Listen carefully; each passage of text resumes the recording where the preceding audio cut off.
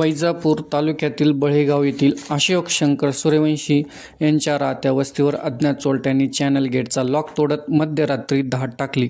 या दरोड्यात चोरट्यांनी 3 चार्जिंग बॅटऱ्या चोरून नेल्या तर जुन्या सामानाच्या पेट्या आणि महत्त्वाची कागदपत्रे घराबाहेर फेकून दिली.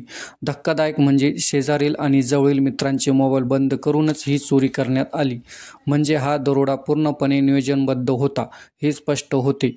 सुदैवाने एमपीहून आलेल्या कामगाराने घरमालकाला मेसेज पाठवल्यामुळे मोठा अनर्थ टळला. कामगारांच्या सांगण्यानुसार चोरांची संख्या 7 ते 8 होती आणि सर्वांच्या हातात धारदार हत्यार होते. घटनेची माहिती मिळताच पोलिसांनी तात्काळ पाहणी केली व चौकशी करून शेजाऱ्यांना बळेगाव येथील नागरिकांनी पोलीस प्रशासनाकडे मागणी केली की लवकरात लवकर चोरांना पकडून आम्हाला भीतीमुक्त करावे, अशी पोलीस प्रशासनाकडे बळेगाव येथील नागरिकांनी मागणी केली आहे.